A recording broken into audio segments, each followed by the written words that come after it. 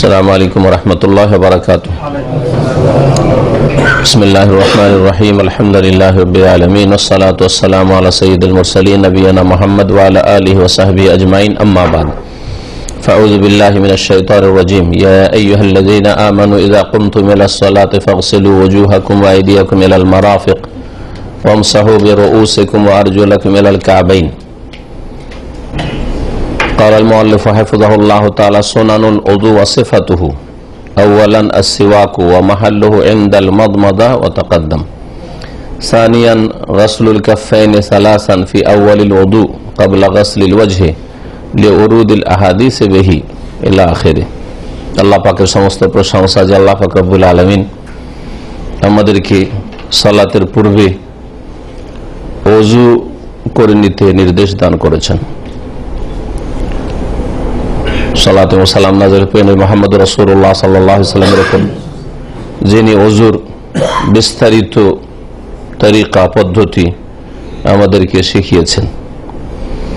আজকে আমাদের এই ফিকহে বিষয়বস্তু হচ্ছে ওযুর সুন্নত এবং ওযুর তরিকা, আর তার সাথে সাথে ওযুর ফরজ।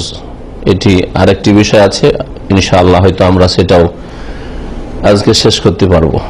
প্রথম আলোচনা হবে ওযুর সুন্নাত সম্পর্কে, অর্থাৎ ওযুর শুরু থেকে শেষ পর্যন্ত যে কাজগুলি ওযুতে বা ওযুর প্রথমে, ওযুর শেষে, ওযুর ভিতরে করা সুন্নাত, করা অথবা বলা সুন্নাত, সেগুলি ইবাদত হয়, কর্মগত ইবাদত অথবা বাচনিক ইবাদত। বলছেন লেখক সুনানুল ওযু, এই হচ্ছে ওযুর সুন্নাত সমূহ, ওয়াসিফাতুহু এবং ওযুর বিবরণ, ওযুর নিয়ম কানুন। প্রথম সুন্নাত হচ্ছে ওযুর আসওয়াক, মিসওয়াক করা। ওযুর আগে মিসওয়াক করা বা ওযুর শুরুতে মিসওয়াক করা। এই মিসওয়াক কখন করতে হবে? হাত ধোয়ার আগে না হাত ধোয়ার পরে কুলি করার আগে? এই ক্ষেত্রে শেখ যেটা বলছেন সেটা হওয়া মাহাল্লুহু ইনদাল মাদমাজা। মিসওয়াক যেহেতু দাঁতের করবেন, তাহলে এই মিসওয়াক হওয়া উচিত কুলি করার বা মুখের ভিতরে পানি দেওয়ার আগে। মিসওয়াক করার পরে তারপরে গড়গড়া কুলি করে নেবেন, মুখ সাফ করে নেবেন। মিসওয়াক সম্পর্কে বিস্তারিত আলোচনা এর পূর্বে হয়েছে। তারপরে দ্বিতীয় সুন্নাত হচ্ছে গাসলুল কাফাইনে সালাসান, দুই হাত কবজি পর্যন্ত প্রথম খানে ধৌত করা 3 বার করে। ফি আউয়ালিল ওযু, ওযুর শুরুতেই, ওযুর শুরুতেই দুই হাত ধোয়া এই কবজি পর্যন্ত। এটি হচ্ছে সুন্নাত, এটি হচ্ছে সুন্নাত কাজ। ফরজগুলি বর্ণনা আসবে, তখন বলবো যে ফরজ কোনখান থেকে কোনখান পর্যন্ত, কখন সেই ফরজটি। এই দুই হাত ধুইতে হবে কাবলা গাসিল ওয়াজহে, চেহারা মুখমণ্ডল ধোয়ার আগে, কুলি করার আগে, নাকে পানি দেওয়ার আগে। লিউরুদিল আহাদিস বিহি, কারণ এই মর্মে অনেকগুলি হাদিস এসেছে, বর্ণিত হয়েছে।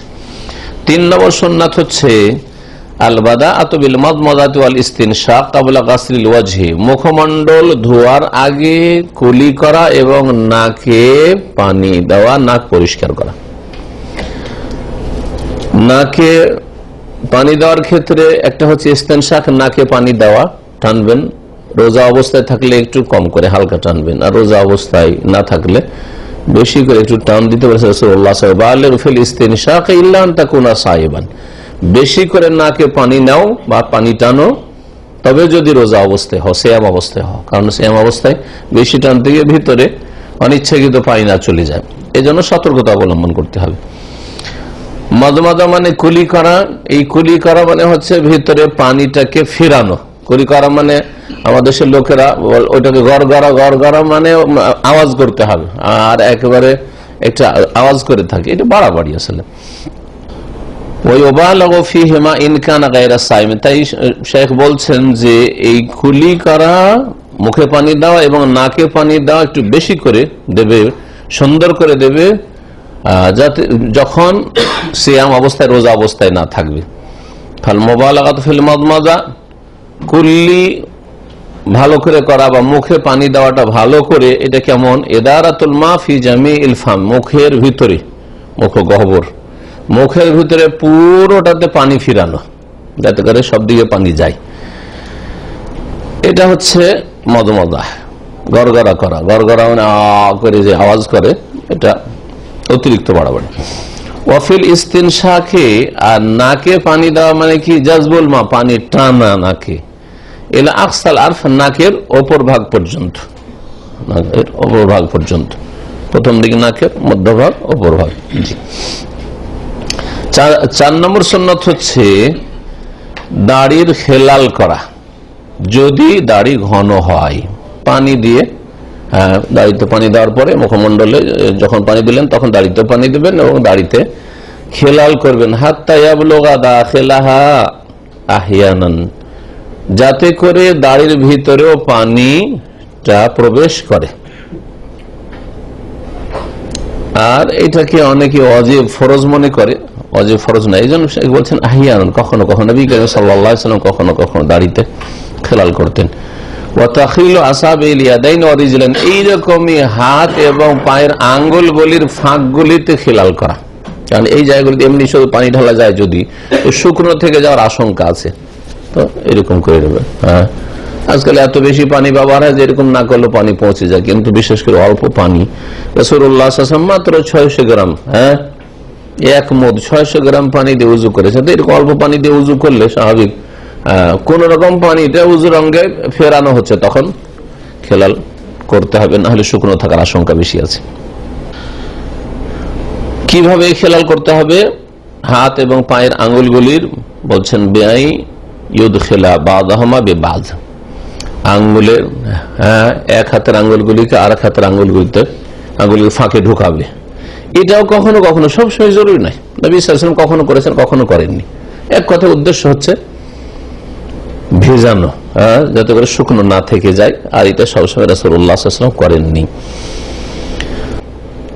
দাড়ি যদি ঘন হয় তাহলে খেলাল করতে হবে, আর দাড়ি যদি পাতলা হয় তাহলে খেলালের কোনো প্রয়োজন নেই। চেহারাতে পানি দিচ্ছেন, সেই পানিতে দাড়িতে যে পানি দিচ্ছেন, পানি দেওয়া ওতেই চামড়া ভিজে যাচ্ছে এবং চামড়া ভিজেতে আমরা চামড়াতে পানি পৌঁছাতে হবে, ওতে চামড়াতে পানি পৌঁছাতে হবে।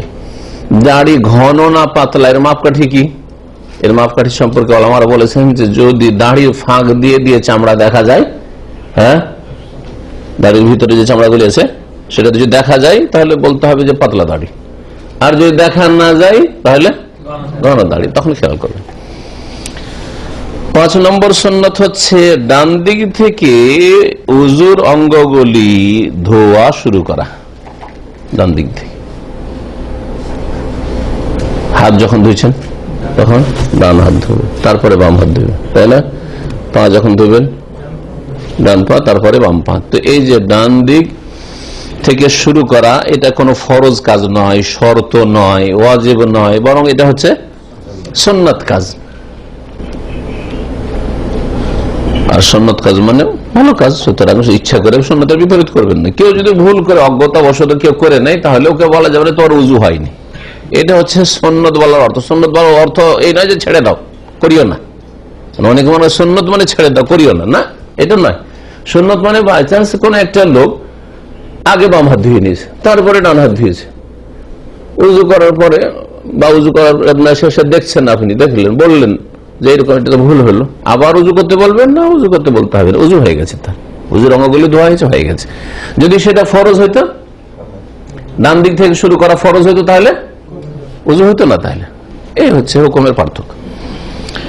ডান দিক থেকে শুরু করা তায়াম্মুম মানে হচ্ছে ওয়াহুয়াল বাদউ বিল উমনা মিনাল ইয়াদাইন, দুই হাতের ডান হাত থেকে শুরু করা, দুই পায়ের ডান পা থেকে শুরু করা, কাবলাল ইউসরা, বাম হাত বাম পায়ের আগে। 6 নম্বর সুন্নাত হচ্ছে আল ইতিয়ানু বিসিফাতিল উযু আল ওয়ারিদা ফিস সুন্নাহ, হাদিসে যত রকমের ওযুর তরিকা পদ্ধতি বর্ণিত হয়েছে সবগুলি করার চেষ্টা করা।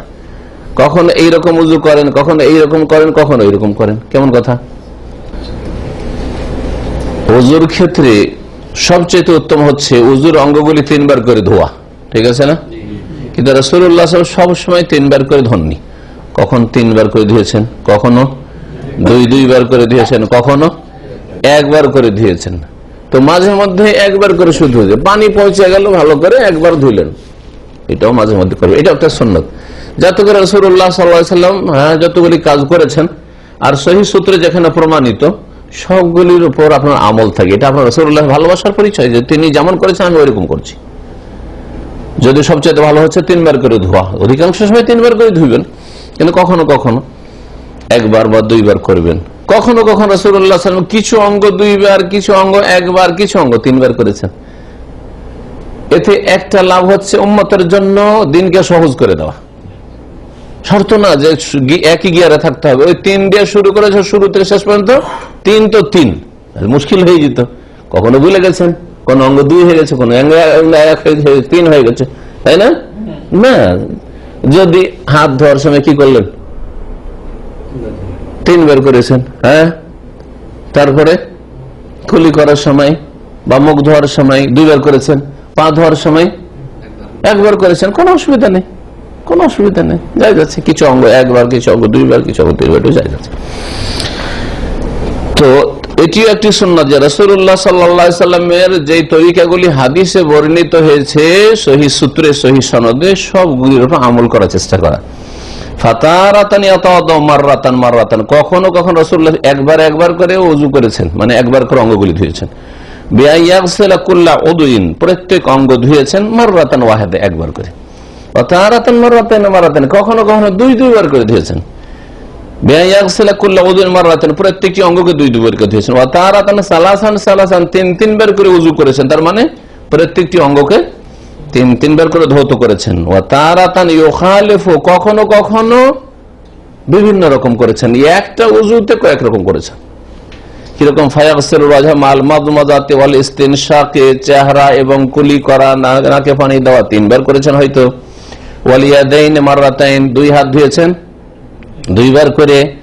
ওয়ার রিজলাইন, পা ধুয়েছেন তখন মাররাতান ওয়াহিদা, 1 বার করে হয়তো। আমরা অনেকে পা ধোয়ার ক্ষেত্রে খেয়াল করি না যে 3 বার ধুইলাম কি ধুইলাম না, করি কি? ভালো করে খেয়াল করেন। যেমন চেহারার ক্ষেত্রে 3 বারের খেয়াল রাখেন, হাতের ক্ষেত্রে 3 বার খেয়াল, পায়ের ক্ষেত্রে কিন্তু অধিকাংশ লোকই খেয়াল রাখেন না যে আমি 3 বার করলাম না 2 বার, হ্যাঁ, কয়বার যে পানি ঢাললাম, হয়ে গেল ধোয়া একবারই সব সাফ, তাই না? হ্যাঁ, জায়েজ, কিন্তু মাঝে মধ্যে খেয়াল করে করবেন যে আমি পাটাও 3 বার করে ধুইব। রাসূলুল্লাহ সাল্লাল্লাহু আলাইহি সাল্লামের উত্তম আমল এটি, সবচেয়ে ভালো, প্রত্যেকটি অঙ্গে 3 বার করে। একমাত্র মাথা 1 বার, মাথা 3 বার না, এবার জি, মাথা 3 বার না, কানের মাথার মাথা 3 বার না। 7 নম্বর সুন্নাত হচ্ছে যে উযুর শুরুতে এবং শেষে যে জিকির দোয়াগুলি বর্ণিত হয়েছে হাদিসে সেগুলি আপনি পড়বেন। আইয়াতে বিল আযকারিল ওয়ারিদা ফিল উযু, যে জিকির আযকারগুলি দোয়াগুলি বর্ণিত হয়েছে উযুর ক্ষেত্রে সেগুলি পড়বেন আপনি। এটা কি সুন্নাত? তাহলে বিসমিল্লাহ বলা সুন্নাত, দোয়া উযুর শেষে দোয়া বলা সুন্নাত। আর উযুর মাঝখানে যে দোয়াগুলি বিদআতীদের মধ্যে ছড়িয়ে আছে সেগুলি সবগুলি বিদআত, মুখস্থ শুনে রাখেন। উযুর মাঝখানে প্রত্যেকটি অঙ্গের এক যুগে জাল যারা হাদিস গড়েছে তারা প্রত্যেক অঙ্গের একটা করে দোয়া আবিষ্কার করেছে। যেমন কাবা ঘরে তফে 7 চক্করে 7 দোয়া আবিষ্কার করেছে বিদআতীরা, চটি বই যে মিশক ফুটপাতিয়ারা বিক্রি করে, এটি বিদআত। ওই রকমই সাফা মারওয়ার 7 চক্করে 7 দোয়া, এই বিদআতীদের এগুলো আবিষ্কার না রাসূলুল্লাহ না সাহাবী, না ইমাম আবু হানিফা, না শাফিঈ, না মালিক, না আহমদ, না কোনো মাযহাবে আছে এগুলো। ঠিক ওই রকমই প্রত্যেক উযুর অঙ্গে দোয়া পড়া, এগুলি বিদআতী সমাজে অনেকেই মোল্লারা বিশেষ করে থাকে, বিদআতী মোল্লারা, সবগুলি জাল, মিথ্যা। আল্লামা হাফিজ রাহমাতুল্লাহ আলাইহি বলেছেন যে এই মর্মে যতগুলি বর্ণিত আছে সবগুলি জাল, মওযু, কাযিব, মিথ্যা, রাসূলুল্লাহ সাল্লাল্লাহু আলাইহি ওয়াসাল্লাম সম্পর্কে রচনা করা। তো উযুর শেষে কি দোয়াগুলি আছে শোনেন। উযুর শুরুতে ওমিনহা আই ইউসাম্মি ফি ইবতিদাইহি, উযুর শুরুতে আল্লাহর নাম নেবে, মানে বিসমিল্লাহ বলবেন, বিসমিল্লাহ বলবেন, বিসমিল্লাহ বলবেন, কারণ বিসমিল্লাহির রহমানির রহিম কোন হাদিসে বর্ণিত হয়েছে, বিসমিল্লাহ হয়নি, সুতরাং শুধু বিসমিল্লাহ বলা যথেষ্ট। তবে কেউ যদি বিসমিল্লাহ বলে নেই তো এটাকে অনেকে বলেছেন যে জায়েজ আছে, বিদআত বলবো না। কিন্তু যদি চাই যে দলিল আমি শুধু বিসমিল্লাহ বলবো না, বিসমিল্লাহির রহমানির রহিম, তো আমাদের কাছে বিসমিল্লাহ আল্লাহর নাম উল্লেখ করার দলিল আছে। রহমান রহিম পর্যন্ত বলার দলিল আমাদের কাছে নেই। তো আমরা দলিলের কাছে যদি ক্ষান্ত হই, যেখানে আল্লাহ এবং রাসূল থেমেছেন সেখানে আমরা থামবো, ঠিক আছে? এটা হচ্ছে সবচেয়ে ভালো কাজ। লা উযু লিমান লাম ইয়াযকুর ইসমাল্লাহি আলাইহি, ওর উযু পূর্ণ হয় না যেই ব্যক্তি উযুর শুরুতে আল্লাহর নাম ইসমাল্লাহ, আল্লাহর নাম উল্লেখ করে না। আল্লাহর নাম ইসমাল্লাহ মানে বিসমিল্লাহ, জি, শুরুতে বিসমিল্লাহ পড়বেন, তাহলে অসম্পূর্ণ উযু হয়, কিন্তু উযু হয়ে যায়, কারণ কাজটি কি সুন্নাত। জি হ্যাঁ, তবে কারো যদি মনে থাকে আর না পড়ে, তাহলে ওযুর অতিরিক্ত যে বিসমিল্লাহ পড়ার নেকি আছে সেই নেকি থেকে বঞ্চিত হবে, বা ওযু একটি ইবাদত, এই ওযুর ইবাদতের নেকি থেকে, সওয়াব থেকে বঞ্চিত হবে, অনেক ওলামারা বলেছেন। সুতরাং একটু মনে রেখে বিসমিল্লাহ দিয়ে ওযু শুরু করবেন। ওয়া বাদাল ফারাগি, আর শেষ করার পরে, ওযু সমাপ্ত করার পরে ইয়াতাশাহাদু, কালেমায়ে শাহাদাত পড়বেন। কি সেটা? আশহাদু আল্লা ইলাহা ইল্লাল্লাহ ওয়াহদাহু লা শারীকা লাহু ওয়া আশহাদু আন্না মুহাম্মাদান আবদুহু ওয়া রাসূলুহু, আমি সাক্ষ্য প্রদান করছি যে আল্লাহ ছাড়া কোনো সত্য মাবুদ নেই, যিনি এক ও একক, যার কোনো শরীক নেই। ওয়া আশহাদু, আরো সাক্ষ্য প্রদান করছি যে মুহাম্মদ সাল্লাল্লাহু আলাইহি ওয়াসাল্লাম আল্লাহর বান্দা এবং তার রাসূল। এটি প্রসিদ্ধ, সহিহ। তারপর একটি দোয়া রয়েছে যেটা আপনাদের অধিকাংশ লোকের অজানা, সেটা হচ্ছে মজলিসের কাফারার ক্ষেত্রে যে দোয়াটি হাদিসে বর্ণিত, সেই দোয়াটি, এবং এর সনদ সহিহ, যেটার উপর আমল নেই। যদি কি আমল করেন তাহলে হাত উঠাবেন, আর যদি না করে থাকেন আজকে থেকে শুরু করবেন। তাহলে ফায়দা কি হবে? যে এই দোয়াটা মুখস্থ হয়ে যাবে, কারণ দিনে কমপক্ষে 5 বার করে উযু করছেন, কমপক্ষে 5 বার করে উযু করছেন, তো 5 বার করে পড়লে তো মুখস্থ থাকবে, ভুলবেন না, তাই না? তাহলে এটা যদি অভ্যাস হয়ে যায়, তো যখন মাঝে মধ্যে কোনো মজলিসে বসছেন, মজলিস থেকে উঠবেন, মজলিস বরখাস্ত করার দোয়া, তখন এই গাফিলতি হবে না। কারণ মজলিস বরখাস্ত করার সময়, সে দিনের মজলিস হোক অথবা দুনিয়ার মজলিস হোক অথবা খাওয়া দাওয়ার মজলিস হোক অথবা রাজনৈতিক মজলিস হোক আর সামাজিক হোক আর পারিবারিক হোক, যে কোনো মজলিসে 2-4-5 জন বসেছেন আর বিভিন্ন কথাবার্তা হলো, শেষখানে যখন উঠবেন তখন এই দোয়াটি পড়লে ওতে যে ভুল ভ্রান্তিগুলি হয় সেগুলি আল্লাহ ক্ষমা করে দেন। বড়ই ফজিলত রয়েছে ওর, এই আমলের বড় ফজিলত আছে, কিন্তু এর ওপর আমল আমাদের ভারত, বাংলাদেশ, পাকিস্তানে মোটেই নেই, না জনগণের আছে না আলেম সমাজের আছে। আমরা সারা জীবন মাদ্রাসায় মানুষ এসে পড়াশোনা করে, জীবনেও কোনোদিন এই আমল শিখানো হয়নি আমাদেরকে, যে এই ছেলেরা তোমরা মজলিসের কাফারা পড়বে, সকাল সন্ধ্যার কিছুটা, তাও সব মাদ্রাসায় সকাল সন্ধ্যার জিকিরাত, নামাজের পরে জিকিরাত কিছুটা শেখানো হয়েছে, কিন্তু মজলিসের কাফারা জীবনেও শোনেনি, আরো দেশে এসে শিখা হবে। অথচ হাদিস, ওই হাদিস দেশেও আছে, কেন আছে? হাদিসের কিতাব আছে, ওইটা আমলের ত্রুটি আসলে। জি, সেই দোয়াটি কি? কালেমা শাহাদাত পড়ার পরে সুবহানাকা আল্লাহুম্মা ওয়া বিহামদিকা আশহাদু আল্লা ইলাহা ইল্লা আনতা আস্তাগফিরুকা ওয়া আতুবু ইলাইক। কয়টি বাক্য বলেন? সুবহানাকা, হে আল্লাহ তোমার পবিত্রতা ঘোষণা করছি, হে আল্লাহ, আল্লাহুম্মা মানে হে আল্লাহ, ওয়া বিহামদিকা তোমার প্রশংসার সাথে সাথে, সুবহানাকা আল্লাহুম্মা ওয়া বিহামদিকা, তা আল্লাহর তাসবিহ করলেন, আল্লাহর প্রশংসা করলেন। আশহাদু আল্লা ইলাহা ইল্লা আনতা, আমি সাক্ষ্য প্রদান করছি যে তোমার ছাড়া কোনো সত্য উপাস্য মাবুদ নেই, তুমি একমাত্র হক মাবুদ, বাকিগুলো বাতিল হলো। 3 নম্বর হলো। আর আস্তাগফিরুকা, হে আল্লাহ তোমার কাছে ক্ষমা চাইছি, মাফ চাইলেন আল্লাহর কাছে। ওয়া আতুবু ইলাইকা, তোমার কাছে তওবা করে আসছি, প্রত্যাবর্তন করছি, তোমার কাছে ভুল ভ্রান্তি স্বীকার করে ফিরে আসছি, উল্টো দিকে গেছি, ভুল হয়েছে, আল্লাহ তোমার দিকে ফিরে আসছি। এই 5টি কথা, এই একই দোয়া মুখস্থ হয়ে গেলে উজুর শেষও পড়া হবে, আর মজলিস যখন এখান থেকে মজলিস শেষ করবেন, অথবা আপনি ছেলে মেয়ে একটু গল্প গুজব করছেন, মজলিস শেষ করলেন, সামাজিক কোনো মজলিস, রাজনৈতিক মজলিস, যে কোনো মজলিস, ব্যবসা বাণিজ্যের মজলিস, যে কোনো মজলিস বরখাস্ত হইল।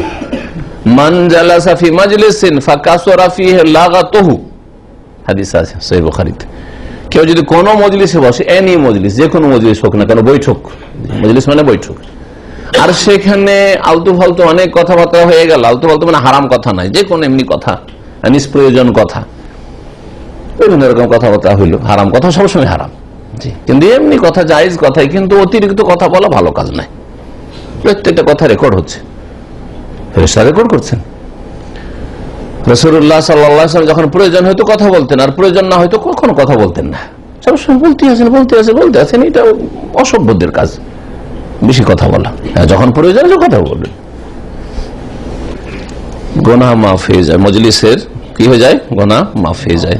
এই দোয়াটি মুখস্থ করে নেবেন, যদি মুখস্থ না থাকে, আর মুখস্থ থাকে তো আমল করা শুরু ওযুর পরে পড়বেন, ঠিক আছে না? আর একটি দোয়া আপনাদের জানা আছে কিন্তু লেখক উল্লেখ করেননি, সেটা হচ্ছে আল্লাহুম্মা জাআলনি মিনাত তাওয়াবিন ওয়া জাআলনি মিনাল মুতাতাহহিরিন। হাদিস তিরমিজিতে আছে আর বিভিন্ন কিতাবগুলিতে আছে। কেন উল্লেখ করেননি শেখ? এই কিতাবের লেখক আল্লামা শেখ ইবনে উসাইমিন রাহিমাহুল্লাহর খাস সিনিয়র ছাত্র, এখনো তিনি আল কাসিম ইউনিভার্সিটিতে প্রফেসর। নিচে দেখা হলো আমাদের ইসলামিক সেন্টারের ডাইরেক্টর এবং আরেকজন শেখ, বড় শেখ। তো আমি আসছি, তখন কিতাবটা দেখে বলছেন যে এটা আমার ওস্তাদের লেখা। ওই শেখ বলছেন, একজন কাজী জজ সম্ভবত, আমার ওস্তাদের লেখা। কাসিমের মানুষ উনি, তো কাসিম ইউনিভার্সিটিতে লেখাপড়া করেছেন। তো আমি বললাম যে উনি কি এখন রিটায়ার্ড না এখনো? না উনি রিটায়ার্ড না, এখন ক্লাস হয় আল কাসিম ইউনিভার্সিটিতে, আর মাঝে মাঝে মক্কা মদিনার হারমাইনে তার দার্স হয় এই শেখের। তো টেলিফোনে কত ডিস্টার্ব করে, তাই না? বুঝতে পারলেন এখান থেকে, তাই না? জি জি জি, বলিয়েন না, আমার ব্রেন ঘুরে গেছে, কি বলছিলাম গেছে আবার। হ্যাঁ বলছি হ্যাঁ, আবার মানে আমাকে ফিরে আসতে হবে। তো কথা হচ্ছে যে তিনি একজন ভালো বড় আলেম আর শেখ উসাইমিনের খাস ছাত্র। তিনি কেন এই দোয়াটি উল্লেখ করলেন, অথচ প্রসিদ্ধ দোয়া সমাজে?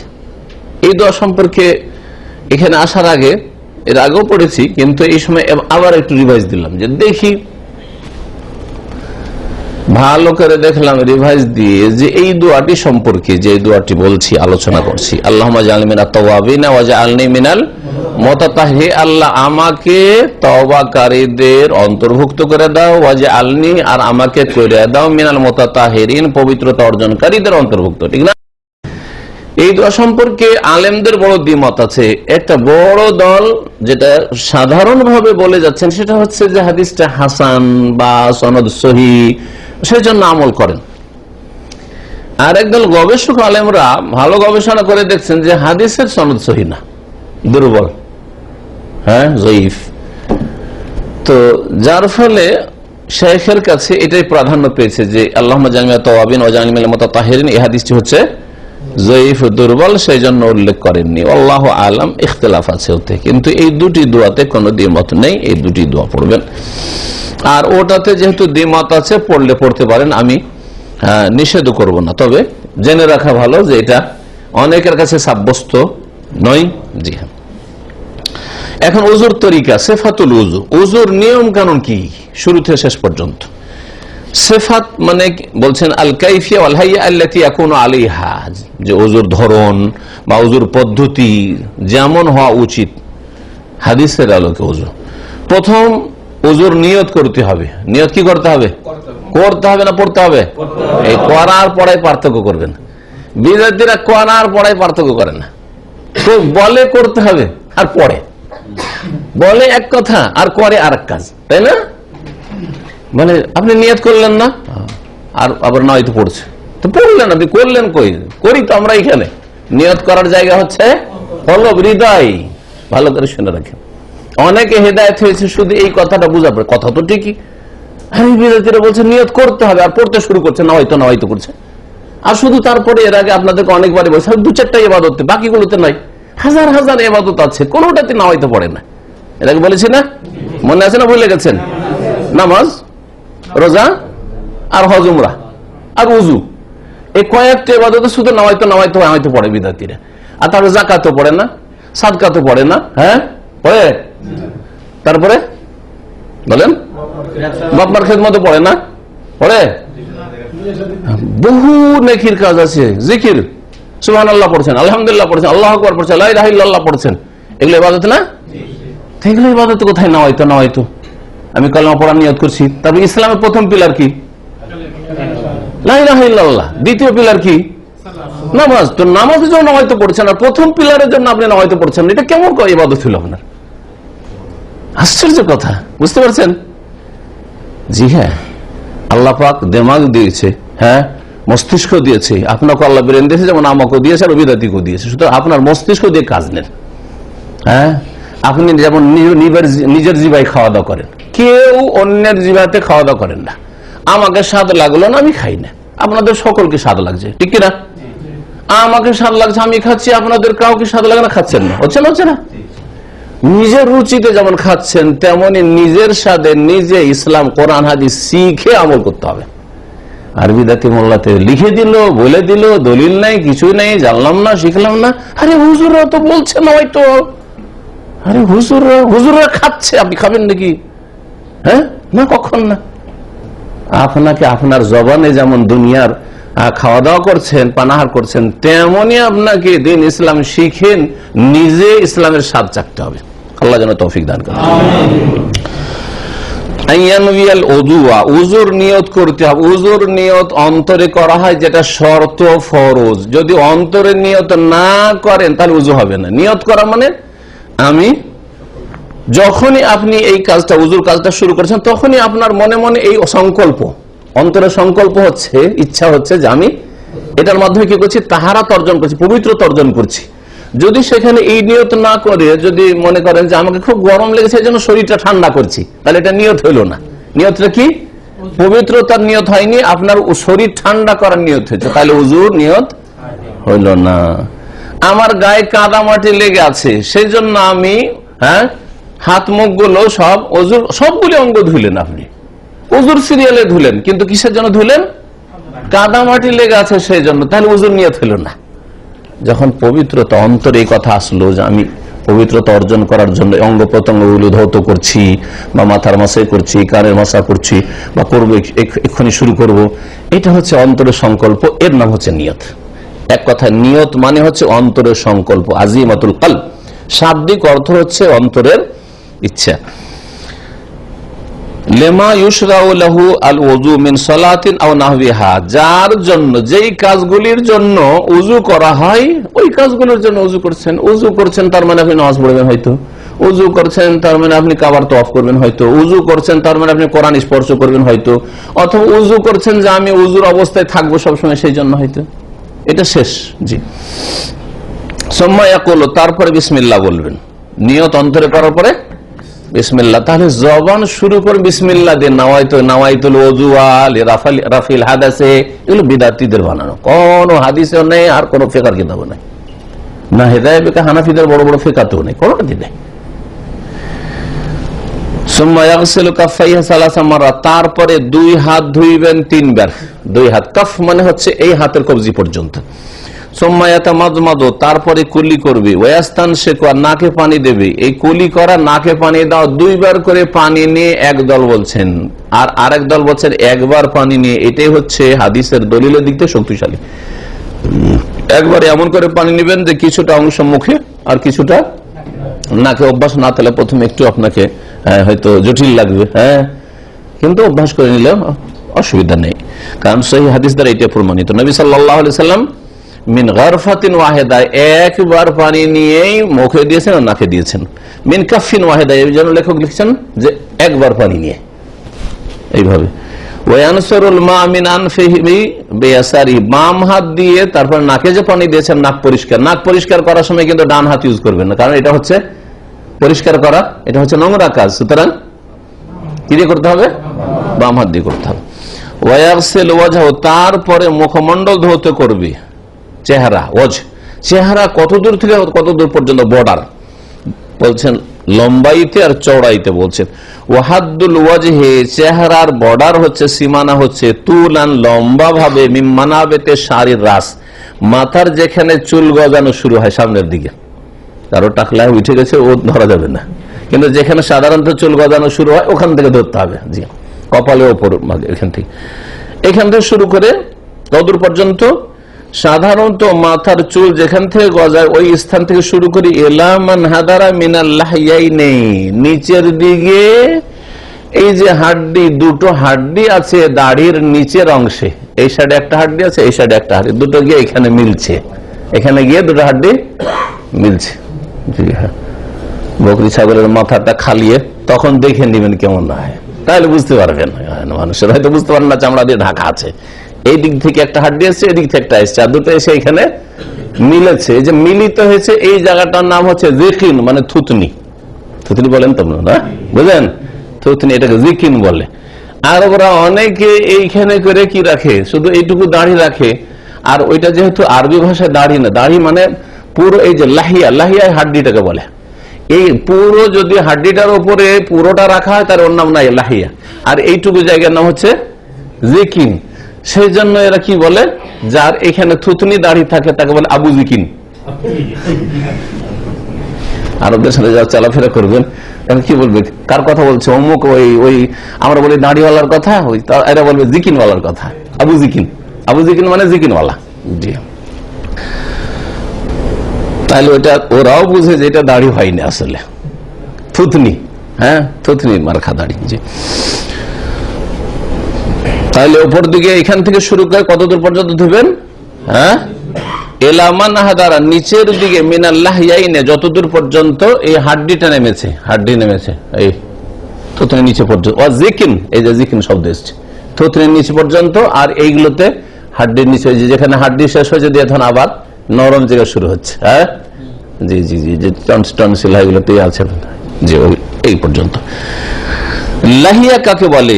লাহিয়া মানে দাড়ি হয়েছে ভাই ওপরের চুলগুলো, কিন্তু তার আগে যার ওপরে গজিয়েছে, আসলে লাহিয়াতুন, লাহিয়ুন মানে হচ্ছে ওই হাড্ডিটা, যে হাড্ডির ওপর এই চুলগুলি, লোমগুলি, দাড়িগুলি গজিয়েছে। জি, ওয়াল্লাহিয়ানে আজমানে ফি আসফালিল ওয়াজহি, এ লাহিয়ান প্রত্যেক মানুষের দুটো হাড্ডি আছে চেহারা দুই সাইডে, এই দুটো হাড্ডি ফি আসফালিল ওয়াজহি, চেহারার নিচের দিকে, চেহারার ওপর দিকে এদিকে হলো, চেহারার নিচের দিকে যে দেখেন এই দিকে। আহাদুমিন জিহাতিল ইয়ামিন, একটা হাড্ডি আছে ডান দিক থেকে, এক ওয়াসানি মিন জিহাতিল ইয়াসার, আর আরেকটা হাড্ডি আছে বাম দিক থেকে। ওয়াজিকনু মাজমাহুমা, আর জিকিন থুতনি হচ্ছে দুটোর সঙ্গম স্থল। মাজমা মানে হচ্ছে মিলন স্থল বা সঙ্গম স্থল। জি, ওয়াশারুল লাহিয়াতি মিনাল ওয়াজহি। আচ্ছা, এই যে হাড্ডির উপরে যে লোমগুলি বেরোয়, এগুলো কি, এগুলো চেহারার অন্তর্ভুক্ত কিনা? বলছে হ্যাঁ, এটা চেহারার অন্তর্ভুক্ত, এগুলো হচ্ছে চেহারা। তার মানে দাড়ির নিচে যে চামড়াগুলি আছে এগুলো হচ্ছে চেহারার অন্তর্ভুক্ত। সেই জন্য কি করতে, ফায়াজিবু গাসলাহু, সুতরাং এই অংশটুকু, দাড়ির নিচের অংশটুকু কি করতে হবে? ধুইতে হবে। ফাইন কানাতিল লাহিয়াতু খাফিফাতাশ শারি, যদি দাড়ির চুলগুলি হালকা থাকে বা দাড়ির লোমগুলি হালকা থাকে, ওয়াজাবা গাসলু বাতিনহা ওয়া যাহিরা, তাহলে ওপরটাও এই দাড়িগুলো ধুইতে হবে, আর দাড়ির নিচে যে চামড়া আছে সেটাও ধুইতে হবে। ওয়াইন কানাত কাসিফ, আর যদি ঘন হয়, আই সাতিরাতান লিল জিলদে, চামড়া যদি ঢেকে রাখে, তাহলে কি হবে? ওয়াজাবা গাসলু যাহিরিহা, তাহলে বাহ্যিক ওপরটা ধুলি হবে। এত ঘন দাড়ি, হ্যাঁ আমাদের ভাই, আমাদেরও অধিকাংশ লোকের ঘন দাড়ি এখানে, কিন্তু মাশাআল্লাহ, যেমন মুশকিল এটা যে দাড়ির নিচে আপনি পুরো পানি পৌঁছাবেন, কেমন করে বুঝবেন যে পানি পৌঁছে? এই জন্য আল্লাহ এত মুশকিল করেননি। কি করবেন? ওপরটা ধোয়া ফরজ, এই দাড়ির ওপর ভাগটা ধোয়া হচ্ছে ফরজ। ঘন দাড়ি মানে কি? চামড়া ঢেকে আছে, ঘন দাড়ির সঙ্গে তাহলে কি চামড়া দেখতে পাওয়া যায় না, এটা ওয়াজাবা গাসলু যাহিরা। ওয়াস্তাহিবু তাখিলু বাতিনহা, আর দাড়ির নিচের অংশ খেলাল করা, এটা মুস্তাহাব, সুন্নাত, শুধু ফরজ নাই। তাহলে আমরা দাড়ির খেলালের হুকুম জানলাম যে এটা ফরজ নয়, কি মুস্তাহাব, সুন্নাত, সুন্নাত মুস্তাহাব কাজ। কামা তাকাদ্দাম, আর সেটাও নবী সাল্লাল্লাহু আলাইহি ওয়াসাল্লাম কখনো কখনো আহ্বান করেছেন। ওয়াহাদ্দুল ওয়াজহি আরদান, লম্বা, এটা তো চেহারার সীমানা বলা হলো, চওড়া ভাবে বলছেন। ওয়াহাদ্দুল ওয়াজহি আরদান, চওড়া ভাবে চেহারার সীমানা হচ্ছে মিনাল উযুনাই ইলাল উযুনাই, এক কান থেকে আরেক কান পর্যন্ত, এক কান থেকে আর এক কান পর্যন্ত। তাহলে কান আছে আপনার এইখানে, তাই না? এই যে দাড়িটা নেমে এসছে, তারপরে একটু ফাঁক আছে এই জায়গাটা, কিন্তু এটাও ধুতে হবে, কারণ এখনো কানের কাছে পৌঁছেনি এই জায়গায়, হ্যাঁ আছে, খালি আছে। চেহারা যখন ধোয়া হইল, আর চেহারা কাকে বলে জানলেন, তাহলে দুই হাত ধুইতে হবে, মাল মিরফাকাইন, কনুই সহ।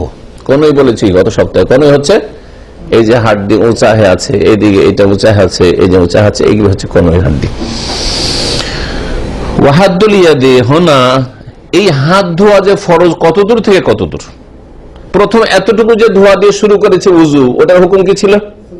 সুন্নাত। তাহলে কি যদি কেউ সুন্নাত ছেড়ে দেয়, কুলি করেছে, প্রথম কুলি করেছে, আর এই হাত ধোয়নি, হয়তো হাত ধোয়নি, তাহলে এখন ওকে যে হাত ধোয়া ফরজ, আল্লাহ ফাগসিলু ওজুহাকুম ওয়া আইদিয়াকুম, তোমাদের হাতগুলি ধৌত করো এলাল মারাফিকে, কনুই সহ। তো কনুই সহ মানে এইগুলো যদি শুকনো থেকে যায়, এখান থেকে আর এইটুকু ধুলে হবে না। এখন বলছে যে কোনখান থেকে কোন পর্যন্ত এখন ফরজ হবে।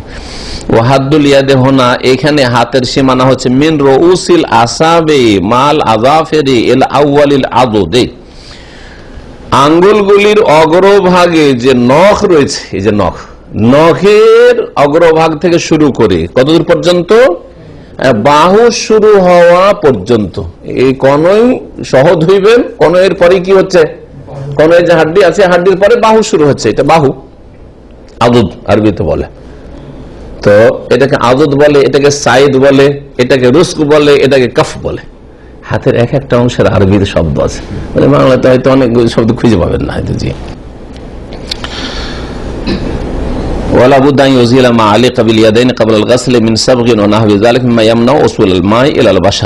একটি কথা আরো বলছেন, গত সপ্তাহের আলোচনা এসেছিল উজুর প্রাথমিক যে আলোচনা ছিল শর্ততে, যে উজুর অঙ্গগুলিতে যদি কোনো জায়গায় এমন কিছু গাঢ় হয়ে লেগে থাকে যাতে চামড়াতে পানি যেতে বাধা সৃষ্টি করছে, তাহলে সেটা দূর করা ফরজ, আবশ্যক, কারণ আপনার চামড়াতে পানি পৌঁছাইতে হবে। তো বলছেন যে আবশ্যক হচ্ছে দুই হাত ধোয়ার ক্ষেত্রে যখন ধুইতে যাবেন, ধোয়ার আগে যদি কোনো কিছু হাতে লেগে থাকে, মিন সাবগিন, পেন্ট, গাঢ় রং, অথবা এরকম কিছু, মহিলাদের বলেছিলাম নখ পালিশ, বা এরকম কোন স্টিকার লেগে আছে, কেউ স্টিকার লেগে রয়েছে, কেউ স্টিকার উঠে ফেলতে হবে। জি, যেটা চামড়াতে পানি পৌঁছাতে বাধা সৃষ্টি করে এমন কিছু রাখা যাবে না। তারপরে হাত যখন ধোয়া হয়ে গেল, কি করতে হবে?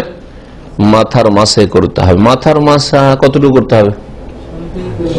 একদল বলছেন 2-4-5টা চুল ছুলেই হবে, এটাও ভুল। এটা হচ্ছে ফরজ ওদের কাছে, আর গোটা মাথা ওদের কাছে সুন্নত।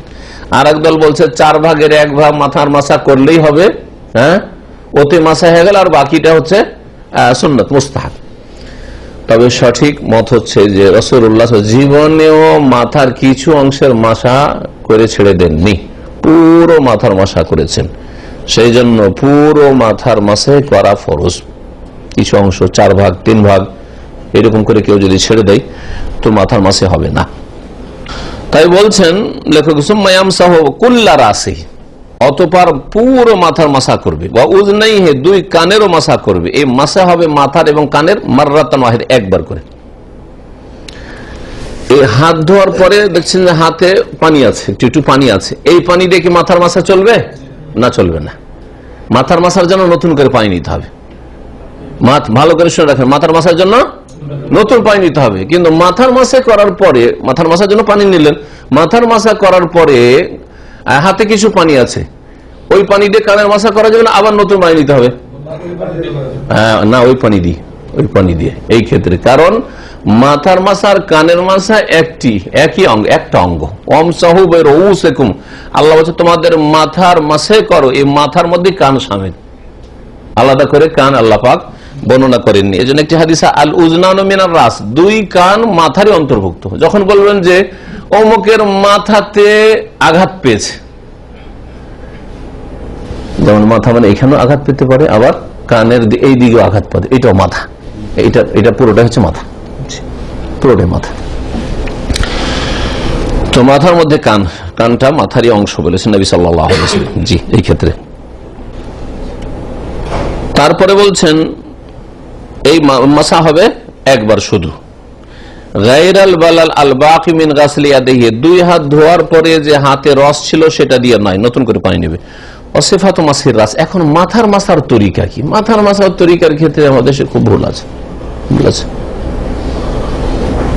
মাযহাবী ফতোয়া, শাফি ফতোয়া 4-5টা ছিল হয়, এই জন্য শাফি শিরলি হয়, এটা হচ্ছে ফরজ ওদের কাছে।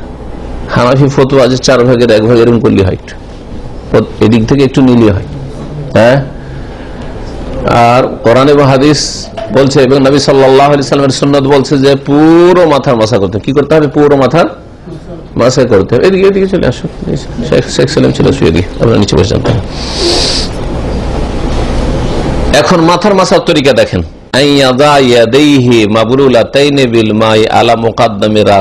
প্রথম কথা হাতকে ভিজিয়ে নেন, 2 হাত ভিজিয়ে নিয়ে মাথার অগ্রভাগে রাখেন, এখানে রাখে দেন। তারপরে ওয়া ইয়ামুর রহমা এলা কাফাহ বা ইয়মির রহমা আমার থেকে, হ্যাঁ ইমরার, ওয়া ইয়মির রহমা এলা কাফাহ, তারপরে এই 2 হাতকে নিয়ে যাবে মাথার শেষ ভাগ পর্যন্ত। কাফা বলা হয় ওই গোস্ত নরম জায়গাটাকে যেখানে গিয়ে চুল গজা শেষ হয়ে যায়, একবারে চুল শেষ, যেখানে চুল গজানো শেষ হয়েছে, এটা হচ্ছে কাফা। এখান পর্যন্ত নিয়ে যাবে। তাহলে পুরো মাথার এখানে নিয়ে গেলেন, শুধু নিয়ে গিয়ে ছেড়ে দিলে হবে না, ধরে থাকেন, ভালো করে শিখেন কি করতে হবে। তারপরে সুম্মা ইয়ারুদ্দুহুমা, তারপরে রিটার্ন নিয়ে আসবে, রদ মানে রিটার্ন করা, একেবারে এখান থেকে ফিরিয়ে নিয়ে আসবে, এলাল মাউদি, ওই জায়গা পর্যন্ত, আল্লাযী বাদা মিনহু, যেখান থেকে শুরু করেছিল। হ্যাঁ, এবার দেখায়, এইখানে হাতটা ভিজালেন, তারপর রাখলেন, রাখার পরে নিয়ে গেলেন, এখানে নিয়ে যাওয়ার পরে আবার এখানে নিয়ে আসবেন। সবগুলি চুলের উপর হাত ফিরাইতে হবে না, এটা জরুরি না। আর এটা সম্ভব না, সবগুলি চুলে কেমন আপনি দেখতেও পাচ্ছেন না, সবগুলি চুলের উপর হাতের আঙ্গুল ফিরলো না। হ্যাঁ, কিন্তু পুরো মাথার উপর দিয়ে ফিরিয়ে নিয়ে যেতে হবে, আঙ্গুলগুলিকে পুরো মাথার উপর দিয়ে ফিরিয়ে নিয়ে যেতে হবে, নিয়ে আসতে হবে। হাযা হুয়াল আফযাল, এটি হচ্ছে সবচেয়ে উত্তম তরিকা মাসার, মানে নিয়ে গেলেন আবার ফিরিয়ে নিয়ে আসলেন, যেই জায়গা থেকে শুরু করে সেখানেই ফিরিয়ে নিয়ে আসলেন, এইভাবে হাদিসের শব্দ এসেছে। ওয়া কাইফা মাসাহা রাস আজজাহু, তবে যে কোনো ভাবে যদি পুরো মাথার মাসা করে নেয় তো হয়ে যাবে। তাহলে কেউ যদি শুধু এরকম করে, পুরো মাথার মাসাটা একবার এরকম করলো, হয়ে যাবে, কিন্তু পুরোপুরি উত্তম হইল না। নবী সাল্লাল্লাহু আলাইহি সাল্লাম ওইভাবে করেছেন, নিয়ে গেছেন, ফিরিয়ে নিয়েছেন। সুম্মা ইউদখিলু ইসবাইহি আস-সাব্বাবাতাইনি ফি খিরকাই উযনাইহি, 2 কানের যে ছিদ্র আছে, 2 কানের ছিদ্রে সাব্বাবা আঙ্গুলকে ঢুকাবে। সাব্বাবা এই আঙ্গুলকে বলা হয়। সাব্বুন মানে কি জানেন? গাল দাওকে আরবিতে কি বলে? সাব্বুন। হ্যাঁ হ্যাঁ, ওয়ালা তাসুব্বুল্লাযিনা ইয়াদউনা মিন দুনিল্লাহ, আল্লাহ বলছেন যারা আল্লাহ ছাড়া অন্যের উপাসনা করে, পূজা করে, ওদেরকে গাল দিও না, ওদের দেবদেবীকে গাল দিও না। সব হ্যাঁ, ফায়াসুব্বুল্লাহ, না হলে তারা কি করবে? আল্লাহকে গাল দেবে। তোমরা তাদের দেবদেবীকে যদি গালি দাও, হ্যাঁ, তাহলে ওরা কি করবে? অজ্ঞতার কারণে ওদের আল্লাহকে গাল দেবো। হ্যাঁ, আমাদের দেবদেবী গাল দিচ্ছে, ওরা যার ইবাদত করে তাকে গাল দেবো, তো আল্লাহকে গাল দিবে না, দিবে না।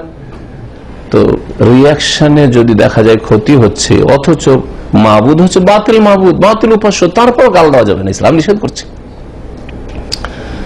অনেক সময় ঝগড়া করতে গিয়ে, হ্যাঁ, একজন অন্যায় কাজ করেছে, সেই জন্য আপনি গাল দিচ্ছেন, ওর রিয়াকশনেও ওর বাপ তুলে গাল দিয়েছেন, আপনার বাপ তুলে গাল দিয়েছে, বলছেন যে আমি গাল দিয়েছি কারণ ও গাল খাওয়ার কাজ করেছে, কিন্তু আপনার এই গাল দেওয়ার কারণে আপনার বাপ গাল খেল, মূর্খামি হলো না আপনার? হ্যাঁ, এটা অন্যায় কাজ করলেন আপনি, এই জন্য কঠোরভাবে এসব নিষেধ। এমনি গাল দেওয়া হচ্ছে ফাসেকের কাজ। জি,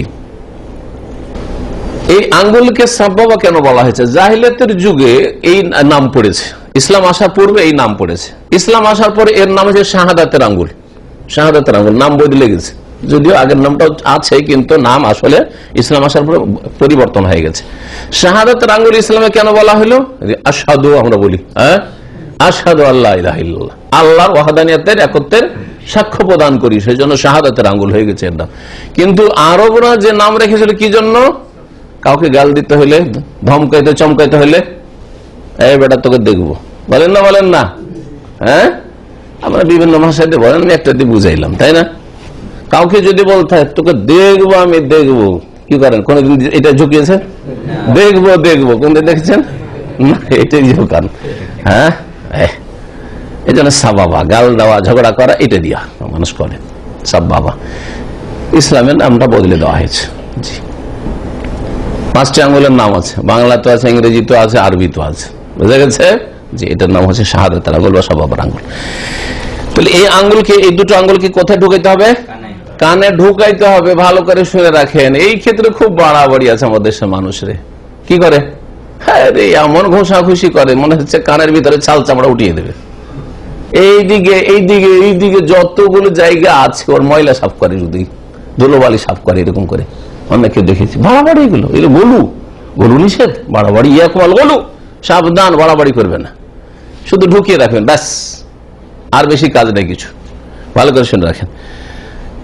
মাসা কোন জায়গায় করতে হবে? কানের বাহির ভাগে, আর দুই কানের ওপর ভাগের মাসে করবে এভাম আঙ্গুল দ্বারা। এভাম কোনটি? বৃদ্ধাঙ্গুলি। এভাম হচ্ছে এটা বৃদ্ধাঙ্গুলি, বৃদ্ধা, তর্জনী, মধ্যমা আর অনামিকা, কনিষ্ঠা। মাশাআল্লাহ, জি। তো এভাম দ্বারা কোথাকার মাসা করবেন? কানের বাহির ভাগের, ব্যাস এই যে এটা ঢোকা থাকবে, এটা ঢোকা থাকবে, এই মাসা একবার করবেন। মাথার মাসা আর কানের মাসার ক্ষেত্রে একটি বড় ভুল, যেটি বিদআত, সেটা হচ্ছে ঘাড় মাসা করা। এটি একটি বিদআত, কারণ এই মর্মে কোন সহি জয়ীফ হাদিস নেই। জাল কথাটি হচ্ছে মওযু জাল। হ্যাঁ, মাসহুর রাকাবাতে আমানুন মিনাল গিল্লে, জাল কথা। ঘাড় মাসা করলে হ্যাঁ জাহান্নামের যে বেড়ি পরানো হবে জাহান্নামীদেরকে, তাতে থেকে মুক্তি নাকি পেয়ে যাবে।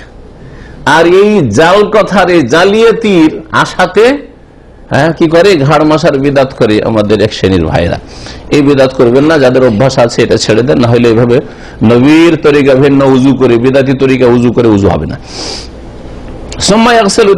অতঃপর দুই পা ধৌত করে মাল কাবাইন, টাকনা সহ, যেমন ওখানে কংই সহ দিয়েছেন, হ্যাঁ এলা অর্থ মা, এখানেও মাল কাবাইন। কাব কোনটাকে বললে? গত সপ্তাহে বলেছিলাম, কাবের শাব্দিক অর্থ হচ্ছে উঁচা জায়গা। এই জন্য কাবাকে কি বলা হয়?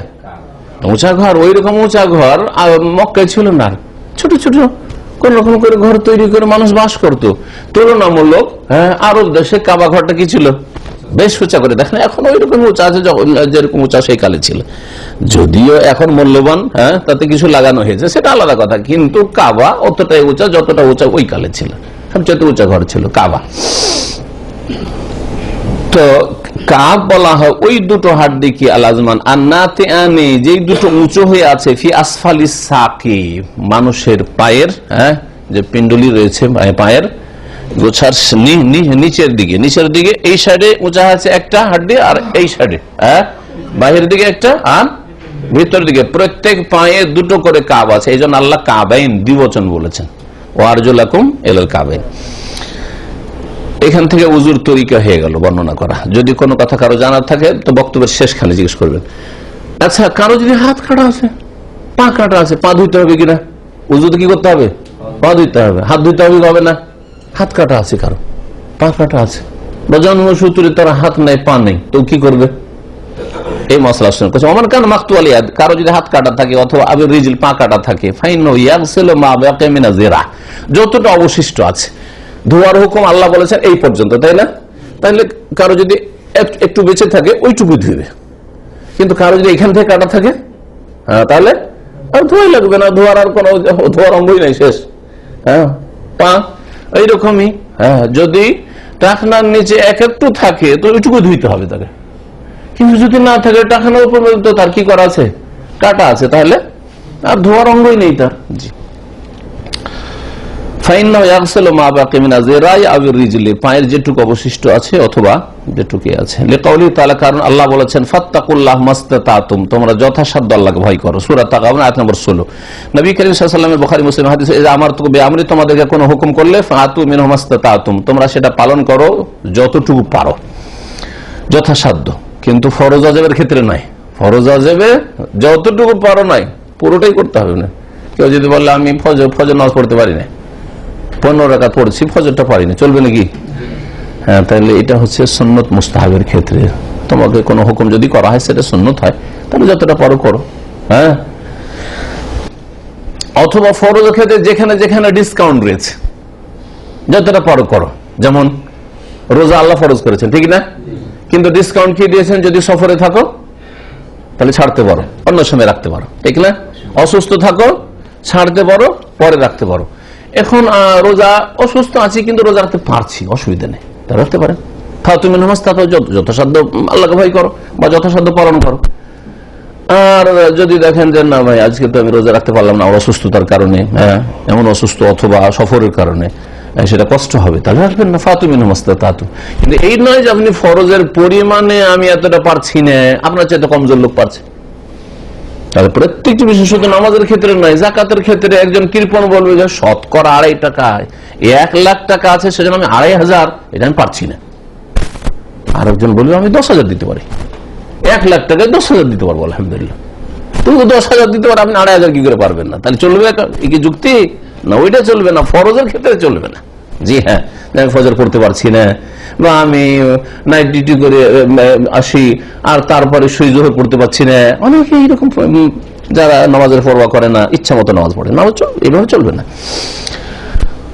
ফায়দা গাসালা বাকিয়াতাল মাফরুদ ফাকাদ আতা বিমা ইসতাতা, যেই অঙ্গগুলি বাকি থাকলো আর ফরজ, সেগুলি যদি ধুয়ে নেয় তাহলে সে যথাসাধ্য দিন পালন করলো, যথাসাধ্য সে ওযু করলো, তার যতটা ক্ষমতা আছে করলো, তার পাই নাই তো করবে।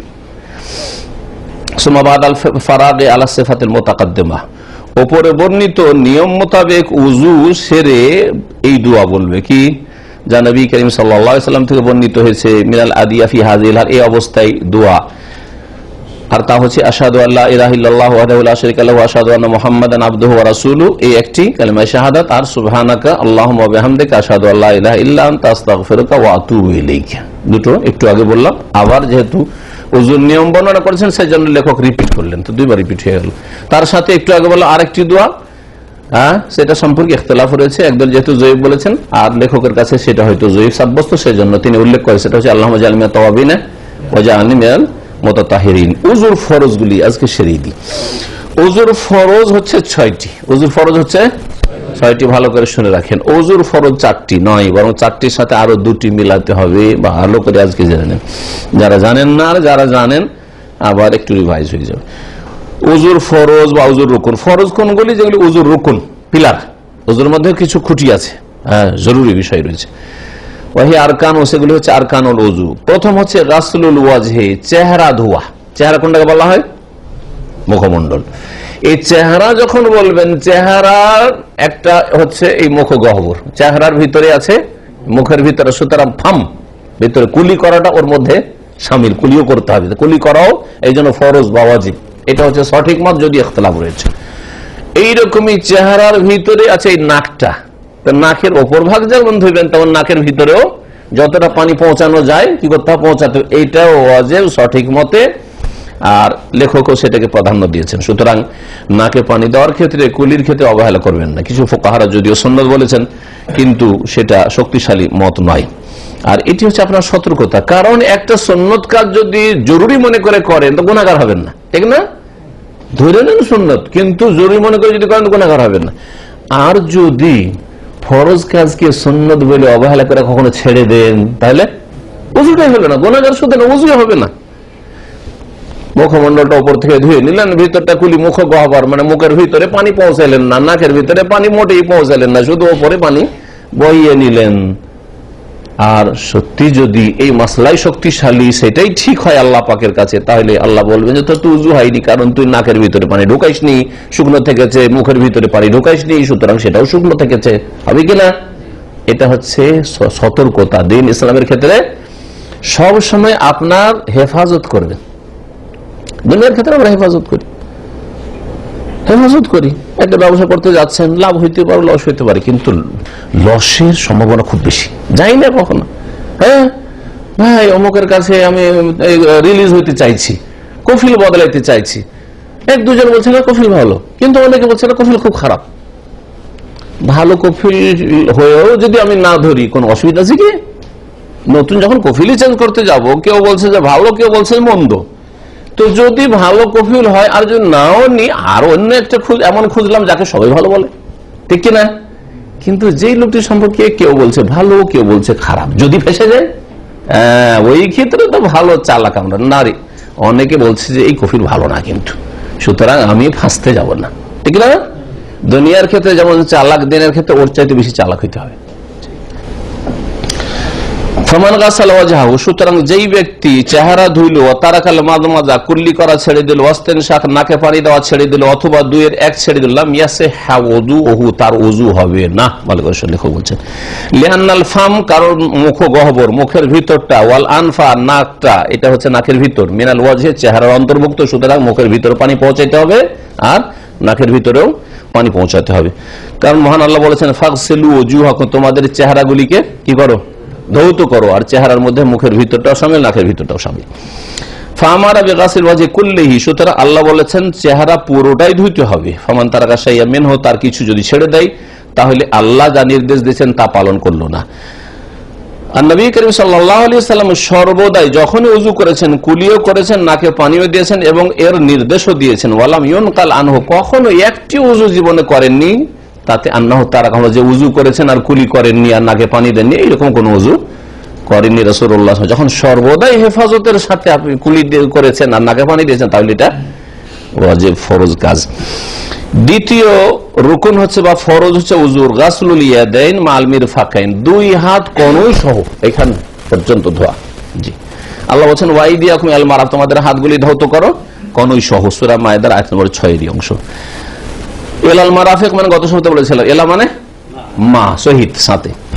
কারণ নবী করিম সাল্লাল্লাহু আলাইহি সাল্লামের একটি হাদিস বর্ণিত হয়েছে আবু হুরায়রা রাদিয়াল্লাহু তাআলা আনহু থেকে, তিনি বর্ণনা করেছেন রাসূলুল্লাহ সাল্লাল্লাহু আলাইহি ওয়াসাল্লাম থেকে, গাসালা ইয়াদাইহি, রাসূলুল্লাহ দুই হাত ধৌত করলেন, হাত্তা আশরাফিল আযদে, এত দূর পর্যন্ত যে তিনি বাহু পর্যন্ত পৌঁছে গেলেন। এদিক থেকে ধুইতে গিয়ে, আযদ হচ্ছে একটু আগে বললাম মানে বাহু পর্যন্ত পৌঁছে গেলেন, তাহলে কনুই সহ ধৌত করতে হবে। রাওয়াহু মুসলিম, হাদিস সহিহ মুসলিমের, যেটা প্রমাণ করে যে কনুয়ের এই হাড্ডি ধোয়ার অন্তর্ভুক্ত। তৃতীয় ফরজ হচ্ছে মাসহুর রাসে কুল্লিহি, পুরো মাথার মাসাহ করা, পুরো মাথার মাসারই অন্তর্ভুক্ত হচ্ছে অমিনহু উজনান, দুটো কান, সুতরাং দুই কানের মাসা করাও ওই রকমই ফরজ যেমন মাথার মাসা করা ফরজ। কানের মাসা সুন্নাত তাহলে বলবেন না, অনেকে এরকম করে, কারণ কানটা হচ্ছে মাথার অন্তর্ভুক্ত, মাথা যখন ফরজ তখন কানেও ফরজ, কানও ছাড়বেন না। তবে কানের জন্য আলাদা করে পানি নেবেন না, যেমন অনেকে আমাদের দেশে করে থাকে। ওয়ালি ফিলি সাল্লাল্লাহু আলাইহি ওয়াসাল্লাম, নবী করিম সাল্লাল্লাহু আলাইহি ওয়াসাল্লামের কর্ম রয়েছে যে তিনি কানের মাসা সর্বদাই করেছেন মাথার সাথে। ওয়ালাম ইউনকাল আনহু সাল্লাল্লাহু আলাইহি ওয়াসাল্লাম, নবী সাল্লাল্লাহু আলাইহি ওয়াসাল্লাম থেকে কখনো বর্ণিত হয়নি যে তিনি মাথার কিছু অংশ মাসে করেছেন, কিছু ছেড়েছেন, এরকম কখনো করেননি। আর নবী সাল্লাল্লাহু আলাইহি ওয়াসাল্লাম আরো বলেছেন, আব্দুল্লাহ বিন যায়েদ থেকে বর্ণিত একটি হাদিস রয়েছে, আল উযনানু মিনার রাস, দুটো কান মাথারই অন্তর্ভুক্ত, দুটো কান মাথারই অন্তর্ভুক্ত। যখন আল্লাহ ফামসাহু বিরউসিকুম ওয়ামসাহু বিরউসিকুম, তোমার মাথা মাসে করো বলেছেন, তার মানে কানেরও মাসে করতে হবে মাথার পরে। রাওয়াহু ইবনে মাজাহ, হাদিস ইবনে মাজাহ রয়েছে, দারাকুতনি রয়েছে, অন্যান্যরা বর্ণনা করেছেন। ফালা ইউজজিউ মাসহু বাযির রাস, সুতরাং মাথার কিছু অংশ মাসে করা, একটু এরকম করলেন 4 ভাগের 1 ভাগ, অথবা এদিক থেকে একটু আর এদিক থেকে একটু, যেমন ঘাড় মাসা করা, আর যারা বিদআত করে তারা ওইরকম করে, এদিক থেকে একটু এদিক থেকে একটু, এটাও ঠিক নয়, হবে না। আর রাবে, চতুর্থ ফরজ হচ্ছে গাসলুর রিজলাইন মাল কাবাইন, দুই পা ধুইতে হবে টাকনা সহ, কারণ আল্লাহ পাক বলেছেন ও আরজুলাকুম ইলাল কাবাইন, তোমাদের পাগুলিকে ধৌত করো দুই টাকনা সহ। এখানেও এলা মানে মায়ের অর্থে রয়েছে, কারণ নবী সাল্লাল্লাহু আলাইহি সাল্লামের যে হুজুর বিবরণে হাদিসগুলি বর্ণিত সবগুলিতে টাকনা সহ ধোয়া বর্ণিত হয়েছে। ফাইন্নাহা তাদুল্লু আলা দুখুলিল কাবাইন, হাদিসগুলি প্রমাণ করে যে এই টাকনা ধোয়ার অন্তর্ভুক্ত। নবী করিম সাল্লাল্লাহু আলাইহি ওয়াসাল্লাম থেকে আবু হুরায়রা রাদিয়াল্লাহু তাআলা আনহু বর্ণনা করেছেন যে গাসালা রিজলাইনি হাত্তা আশরাফিস সাকি, নবী সাল্লাল্লাহু আলাইহি ওয়াসাল্লাম দুই পা ধুইলেন, এমন কি দুই পা ধুতে গিয়ে হাতের না পায়ের, এটাকে কি বলেন আপনারা, নলা, নলা, কেউ কেউ বাঁশি বলে, জি, তো নলায় পৌঁছে গেলে সাক, জি, পিন্ডুলিও বলে এটাকে, জি হ্যাঁ, যে যেটা বুঝেন, এক এক অঞ্চলে এক এক ভাষা আছে, সুতরাং ভাষার ক্ষেত্রে অনেকে এটা ভুল হইলো, আপনার অঞ্চলে ভুল, আমার অঞ্চলে ভুল না, এরকম আছে না। অনেক শব্দ আরব দেশের, মক্কা মদিনায় বলা হয়, এখানে বলা হয়, জি, মক্কা মদিনায় বলা হয়, এখানে বলা হয় না, এরকম আছে। এখানে দারিসা বলে এলাকায়, মক্কা মদিনায় দারিসা বুঝবেই না। দারিসা মানে জানালা, এটা ফার্সি শব্দ। দারিচা, ছোট ফার্সি যখন পড়ি মানে প্রাথমিক দিয়ে আমার মাদ্রাসায়, দারিচা হচ্ছে ফার্সি শব্দ। এই এলাকাটা যেহেতু ওই ইরাকের পাশাপাশি, আর ইরাকের ভাষা ফার্সি ভাষা ছিল প্রথম যুগে, আর ওদের সাথে একটু চলাফেরাও, বর্ডারে থাকলে চলাফেরা থাকে, পাশাপাশি লোকের ভাষা একই রকম হয়। যেমন চিটাগাংয়ের লোকের ভাষা বার্মাদের মতো, রাজশাহীর লোকদের ভাষা মালদা মুর্শিদাবাদের মতো, বোঝা গেছে। কুমিল্লা আর ব্রাহ্মণবাড়িয়ার ভাষা হচ্ছে আপনার আগরতলার মতো, বোঝা গেছে।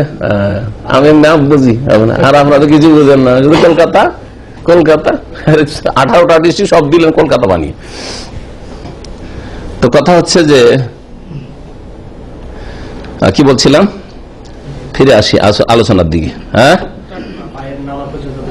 হ্যাঁ, পায়ের নলা পর্যন্ত, জি পায়ের নলা পর্যন্ত, নলা পর্যন্ত মানে নলা সহ নয়, হ্যাঁ টাকনার ওপরে উঠে আসবেন, নলাতে ঢুকে পড়বেন আর কি। হাদিস সহিহ মুসলিমের। 5 নম্বরে 4টা তো আল্লাহ কোরআনে বর্ণনা করেছেন, ফাগসিলু ওয়াজুহাকুম ওয়া আইদিয়াকুম ইলাল মারাফিকি ওয়ামসাহু বিরুউসিকুম ওয়া আরজুলাকুম ইলাল কাবাইন। 4টা হলো না? 4টা তো নাম চলে আসলো। হাত না চেহারা প্রথম, তারপরে হাত, তারপরে মাথার মাসা আর পা, 4টা আসলো। 5 নম্বরটাও কোরআনই আছে। কেমন করে? আল্লাহ কোন সিরিয়ালে বলেছেন? আগে বলেছেন চেহারা, তারপরে কি বলেছেন? হাত, তারপরে বলেছেন মাথা, তারপরে পা। যেইভাবে আল্লাহ বলেছে ওইভাবে করা ফরজ। তো কোরআন আসলো না? আসলো না? হ্যাঁ, যদি এই তরতিব ফরজ না হইতো, কেউ আগে পা ধুইলো, তারপরে মাথার মাসা করলো, আর তারপরে হাত ধুইলো, শেষখানে মুখটা ধুয়ে ফ্রেশ উঠে গেল, ওযু হবে? ওযু হবে না, কারণ কোরআনের তরতিবের খেলা। কোরআনে যে সিরিয়াল আছে সেই সিরিয়ালে ওযু করলো না, হবে না। জীবনে ওই এক ওযু এরকম নবী সাল্লাল্লাহু আলাইহি ওয়াসাল্লাম করেননি, বোঝা গেছে না? এই জন্য তরতিব পর্যায়ক্রমে যেইভাবে আল্লাহ বয়ান করেছে এইভাবে করতে হবে। এই মর্মে নবী কারীম সাল্লাল্লাহু আলাইহি ওয়াসাল্লাম একটি হাদিস আছে, ইবদাউ বিমা বাদা আল্লাহু বিহি, যেখান থেকে আল্লাহ শুরু করেছেন ওখান থেকে শুরু করো, বা আবদাউ বিমা বাদা আল্লাহু বিহি, যেখান থেকে আল্লাহ শুরু করেছে সেখান থেকে আমি শুরু করব। হাদিসটাকে দুইবার পড়া হয়েছে। তখন বলেছেন নবী সাল্লাল্লাহু আলাইহি ওয়াসাল্লাম যখন সাফাতে গিয়ে সাই শুরু করলেন, কোনখান থেকে শুরু করলেন? সাফাতে। বাড়ি আপনার মারওয়ার দিকে, নবী সাল্লাল্লাহু আলাইহি ওয়াসাল্লাম বাড়ি মারওয়ার দিকে ছিল। হ্যাঁ, বাবু সালামের নবী সাল্লাল্লাহু আলাইহি ওয়াসাল্লামের যে বাড়ি ছিল মারওয়ার দিকে ছিল। উল্টো গেলে নিজের বাড়ির দিকে, সবারই বাড়ির দিকে টান থাকে, থাকে না? আরে গরু ছাগলের বাড়ির দিকে টান থাকে, আপনারা জানেন কি জানেন না? গরুর গাড়ি দেখেন, আমরা চড়ে বিয়েতে বরযাত্রী গিয়েছি, যাওয়ার পথে যখন যাচ্ছে সকালবেলা তখন গাড়ি টানে না, আর বিকেল বেলা যখন টান দেয়, যখন খেয়ে দেয় গরু, তখন আর কিছু বলতে হয় না, কারণ মালিকের বাড়ির দিকে টান দিচ্ছ, বোঝা গেছে না? তো সবারই টান বাড়ির দিকে আছে না নেই? আপনাদের প্রত্যেকের আপন আপন ডিস্ট্রিক্ট, আপন আপন গ্রামের দিকে একটা টান আছে। এটা হচ্ছে প্রাকৃতিক বিষয়, মহাব্বতের তাবেঈ, প্রাকৃতিক ভালোবাসা। এমনকি পশু পাখিরও আছে, আছে নাই? হ্যাঁ হ্যাঁ। তো রাসূলুল্লাহ সাল্লাল্লাহু আলাইহি ওয়াসাল্লাম মারওয়া ছেড়ে সাফা দিয়ে শুরু করলেন কেন? হ্যাঁ, আল্লাহ বলছে ইন্না সাফা ওয়াল মারওয়াতা মিন শাইরিল্লাহ, সাফা এবং মারওয়া আল্লাহ নিদর্শনাবলীর অন্তর্ভুক্ত। আল্লাহ আগে সাফা বলেছেন। এখন যদি কেউ গিয়ে সবগুলি হোটেল দাম্মাওয়ালাদের এইদিকে গাছদার দিকে থাকে, বা সামিয়া এইদিকে মোয়াল্লার দিকে থাকে, মারওয়ার দিকে, ঠিক কিনা? এই দিক থেকে গিয়ে এত দূর ঘুরতে যাবো, এইখান থেকে শুরু করে দিই, হবে? হবে কি না? মোটেই হবে না, মোটেই হবে না। ঠিক তেমনি উজুতে যেই তরতিবে আল্লাহ বলেছে ওই তরতিবে আপনাকে উজু করতে হবে। এবার বোঝা গেছে? তাহলে আমাদের সমাজে যে ফিকহ কিতাবে 4টা ফরজ বলা হয়েছে, ভুল কথা। এই 5 নম্বর ফরজটা স্পষ্ট, হ্যাঁ, যে তরতিব, যেই তরতিবে রাসূলুল্লাহ উজু করেছে ওই তরতিবে আপনাকে উজু করতে হবে, এবং যেই তরতিবে কোরআনে বলা হয়েছে সেই তরতিবে উজু করতে হবে। 5 নম্বর হচ্ছে তারতিব, পর্যায়ক্রম। প্রথম চেহারা ধুইতে হবে, তারপরে 2 হাত ধুইতে হবে, তারপরে মাথার মাসা করে, তারপরে 2 পা ধুইতে হবে। যদি আরেকটা যুক্তি শুনেন, যুক্তিগুলি মনে রাখলে আপনার কাজে আসবে। সেটা হচ্ছে যে যদি এই তরতিব পর্যায়ক্রমে উজু করা ফরজ রুকুন না হইতো, তাহলে ধোয়ার অঙ্গগুলি একসাথে বয়ান করে দিতেন, আর মাসে করা একটা আছে ওইটাকে আলাদা বয়ান করতেন, ঠিক না? মাঝখানে 3 নম্বরে কেন বয়ান করলেন? আল্লাহ বলতেন ফাগসিলু ওয়াজুহাকুম ওয়া আইদিয়াকুম ইলাল মারাফিকি ওয়া আরজুলাকুম ইলাল কাবাইন ওয়ামসাহু বিরুউসিকুম, এরকম বলতেন, বুঝছেন? 3 নম্বরে কেন মাসা ঢুকালেন? অথচ পাও ধুইতে হচ্ছে, হাত আর মুখ ধুইতে হচ্ছে। হাত মুখ দুটো বলার পরে মাসা শুরু করে দিয়ে আল্লাহ বয়ান করা, তারপরে বলছেন ওয়া আরজুলাকুম, পা কেন? তার মানে যেইভাবে আমি বয়ান করেছি ওইভাবে করতে হবে। 3 নম্বরে বয়ান করেছি কি মাসা, 3 নম্বরে মাসা করতে হবে, তারপরে পা ধুইতে হবে। পা ধোয়া আর আগে মাসা করতে হবে, হ্যাঁ, মাসা পরে করলে চলবে না। যে পাটা ধুই নি তারপরে শেষখানে মাসা টাসা করে উঠে যাবো, চলবে না, হবে না। জি। আল্লাহ পাক রব্বুল আলামিন এই আয়াতটি এর আগে তরজমা হয়ে গেছে, যে আয়াতটি এখানে নিয়ে এসেছেন, ফাইদখালুল মামসুহি বাইনাল মাগসুলাত, ওই যুক্তিটা বলছেন যে ধৌত করার অঙ্গগুলি, যেই অঙ্গগুলি ধৌত করা আল্লাহ হুকুম দিয়েছে সেগুলির মাঝখানে মাসেহ করার অঙ্গ যেটি রয়েছে, অর্থাৎ মাথা আর কান, এটাকে আল্লাহ যে বর্ণনা করেছেন, এটা কি প্রমাণ করে? ইয়াদুল্লু আলা ইশতিরাতি তারতিবে, প্রমাণ করে যে তরতিব হচ্ছে শর্ত, পর্যায়ক্রমে ওযু করা হচ্ছে শর্ত, ফরজ। ওয়ান নবী সাল্লাল্লাহু আলাইহি ওয়াসাল্লাম রাত্তাবাল ওযু আলা হাযিল কাইফিয়া, নবী সাল্লাল্লাহু আলাইহি ওয়াসাল্লাম ওযুর সিরিয়াল এইভাবেই দিয়েছেন, এই নিয়মে দিয়েছেন। ওয়ালাম ইয়াসবুত আনহু সাল্লাল্লাহু আলাইহি ওয়াসাল্লাম, নবী সাল্লাল্লাহু আলাইহি ওয়াসাল্লাম থেকে জীবনেও একটি ওযু প্রমাণিত নয় আন্নাহু আখাল্লা বিহাযিল কাইফিয়া, এর ব্যতিক্রম কোন অন্য রকম ওযু করেছেন। জি, 6 নম্বর তাহলে কি থাকলো? 5টা তো হইল। 6 নম্বর একদল আছেন 4টা থেকে উঠেছে 5টা পর্যন্ত বলেছেন, 6 বলেননি তারা, একটা মত এটাও আছে। জি, কিন্তু সঠিক হচ্ছে না, 6 নম্বর আরেকটা ফরজ আছে ওযুর, সেটা হচ্ছে যে ওযুর যে অঙ্গগুলি ধোয়া এবং মাসে করা রয়েছে এগুলির মাঝখানে যেন বেশি গ্যাপ না পড়ে যায়, হ্যাঁ, ব্যবধান না হয়ে যায়। কতটা ব্যবধান চলবে? 1-2 মিনিটের ব্যবধান, যাতে আগের অঙ্গটি শুকিয়ে না যায়। কিন্তু এতটা ব্যবধান দিলেন 2 অঙ্গের মাঝখানে যে আগের অঙ্গ ধোয়ার পরে পরের অঙ্গতে আসার মাঝখানে কি করতে লাগে না, আগের গুলো সব শুকিয়ে গেছে, 5 মিনিট 10 মিনিট হয়ে গেছে, তাহলে উযু হবে না, আবার নতুন করে শুরু করতে হবে। এটাকে আরবি ভাষায় মাওয়ালাত বলে, মাওয়ালাত, পরস্পরতা বজায় রাখা। এটা হচ্ছে পর্যায়ক্রমে করা তরতিব, সিরিয়াল, আর এটা হচ্ছে পরস্পরতা বজায় রাখা, মাওয়ালাত। ওয়ালা ইউআলি, মাওয়ালাত মানে হচ্ছে পরস্পরতা। সেটা কেমন? ওয়াহিয়া আন ইয়াকুনা গাসলুল আযাইল মাযকুরাত মুতাওয়ালিয়ান, এই উল্লেখিত অঙ্গগুলি ধৌত করার মাসে করা পরস্পর হবে এমন ভাবে, বিহাইসু লা ইয়াফসিলু বাইনা গাসলি উযুইন ওয়াল উযু আল্লাযী ক্বাবলাহু বিফাসিলিন তাওয়িলিন উরফান, যে অঙ্গটি ধুইছে আর তার আগে যে অঙ্গটি ধুয়েছে তার মাঝখানে যেন লম্বা সময় যেন বিরতি না দিয়ে দেয়। বাল ইউতাবিউ গাসলাল আযা, বরং পরস্পর কি করে যাবে? অঙ্গগুলি ধুয়ে যাবে আর মাসা করে যাবে, এইভাবে করতে হবে। উদাহরণ দিয়ে একটি, শেষ হতে যাচ্ছে। ওযু আজকাল ব্যস্ততার জিন্দেগি, মোবাইল এক বড় ফিতনা, তাই না? আপনাদের হয় কি না হয়, যার বেশি কল আসে তাকে জিজ্ঞেস করিয়েন, বাথরুমেও আরাম দেয় না সাইলেন্ট না করলে, হ্যাঁ, দুটো শান্তিতে খেতেও পাওয়া যায় না, কথা বলছে সাইলেন্ট না করলে। জি, তো উযুর সময়ও আরাম পাওয়া যায় না, আর উযুর সময় একটু কেটে দিলাম, তার আবার শুরু করেছে। আর কিছু লোক আছে কেটে দিলে, কেন কাটলেন আপনি, আবার করবে। আচ্ছা, যেই লোক একবার কেটে দেওয়ার পরে আবার টেলিফোন করছে, সেই লোকটি সামনে থাকলে ওর আচরণটা কি?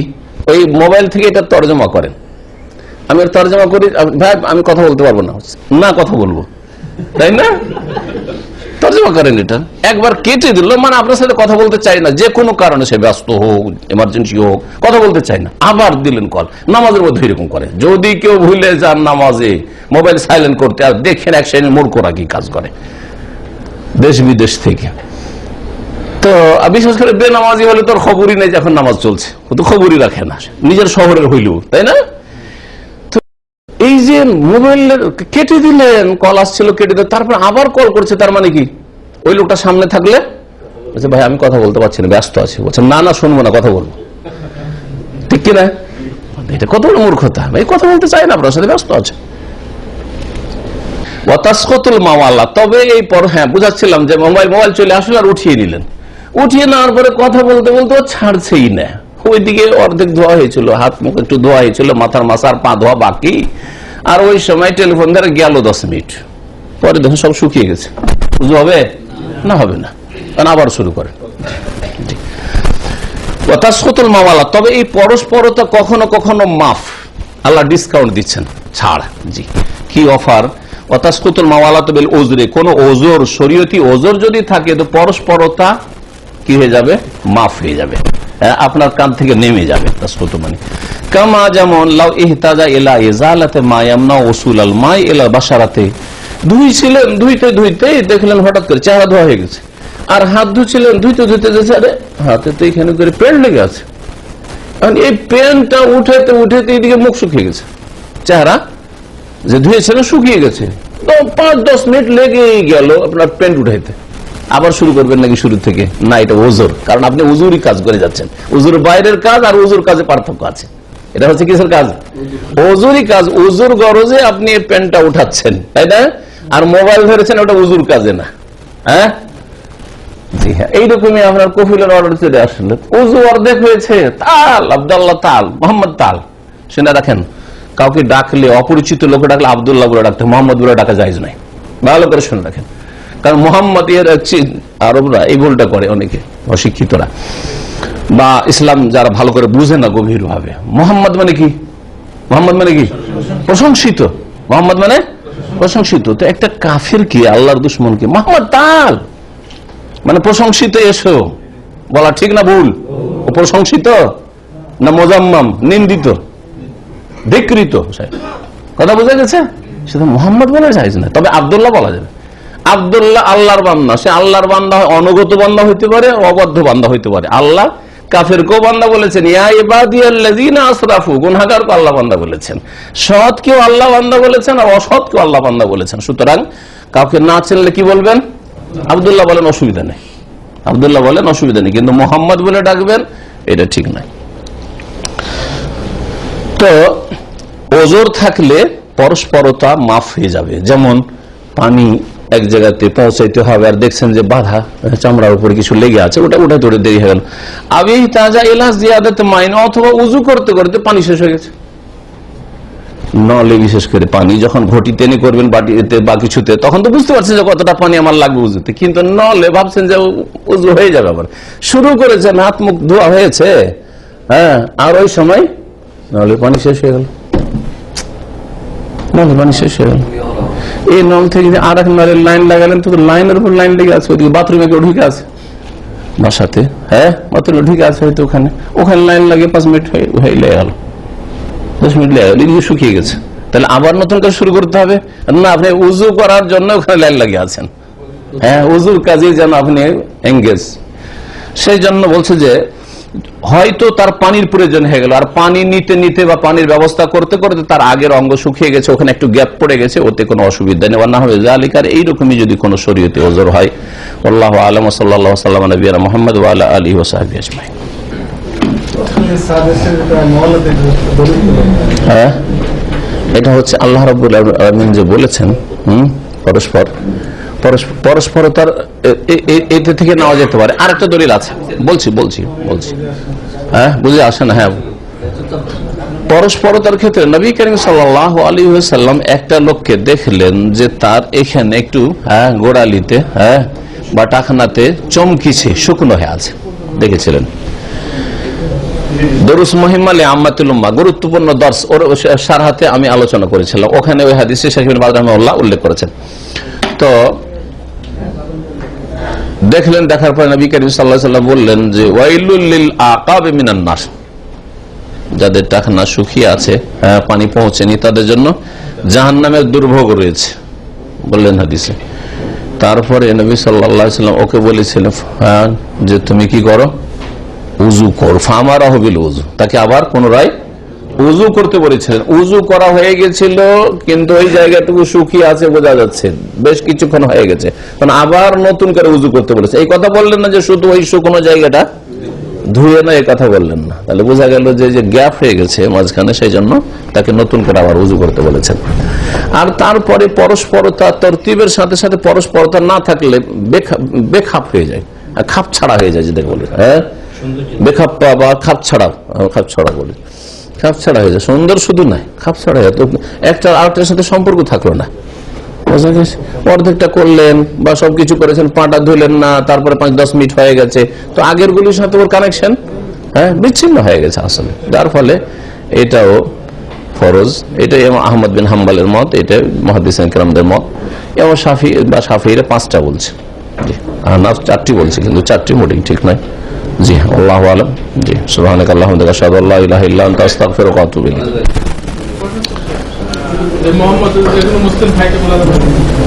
মুসলিম চিনলে ঠিক আছে, মুসলিম চিনলে, মোহাম্মদ চিনলে তো নাম বলেন, মোহাম্মদ বাবারকে, যা নাম ওর আব্দুর রহিমকে মোহাম্মদই কেন বলতে যাবে? তারপরে ওয়াসাত মুসলিম, যে বেনামাজি মুসলিমকে মোহাম্মদ বলা তো ঠিক না। আরে শুধু কাফের খানি বেনামাজি মুসলিম, হ্যাঁ, মদখোর মুসলিম,